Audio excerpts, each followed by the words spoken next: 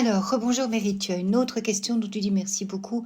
J'ai une question quand les vibrations des médiums descendent ou quand ils sont dépressifs, par exemple, est-ce qu'il se peut qu'ils n'ont plus de contact défunt? Mais écoute, la réponse de nouveau, elle est très simple et elle est parfaitement logique.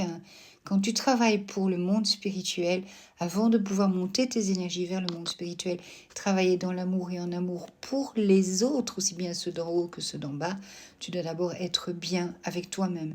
Si tu n'es pas bien avec toi-même, tu ne peux pas donner de l'amour aux autres et tu ne peux pas travailler pour les autres, tout simplement. Donc si tu n'es pas bien avec toi-même, si tu es en dépression, si tu es sous substance aussi, parce qu'il y en a qui prennent des substances illicites, on va dire, tu ne peux pas travailler convenablement pour le monde spirituel. C'est une question de respect de toi-même d'abord et un respect d'eux aussi.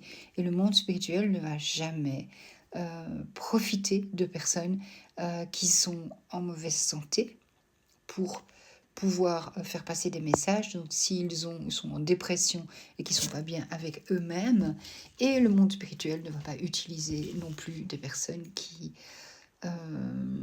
abusent de substances de toutes sortes. Voilà. Donc la réponse, elle est simple. Les médiums qui sont pas bien, quand ils sont pas bien, ils doivent d'abord s'occuper d'eux-mêmes. C'est pas pour ça qu'ils vont perdre leur capacité. Il faut d'abord s'occuper de soi.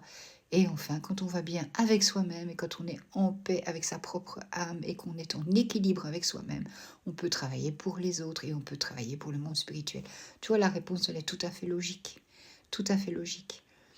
Donc voilà, réfléchir et se dire que voilà, c'est parfaitement logique dans la vie aussi en bas. Tu peux pas travailler parce que les contacts avec les défunts, c'est bien, mais il n'y a pas que le contact avec le défunt, il y a la personne en face. Comment tu peux gérer une personne qui est dans la douleur, qui est dans le deuil, qui est... Enfin, il y a plein de comportements différents que pourrait avoir le receveur.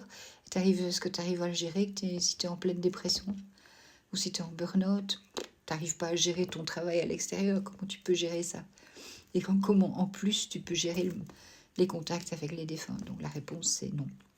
Voilà, après il y en a d'autres qui te donneront peut-être d'autres réponses, mais elles ne sont pas très logiques de ce côté-là. Voilà, je t'embrasse.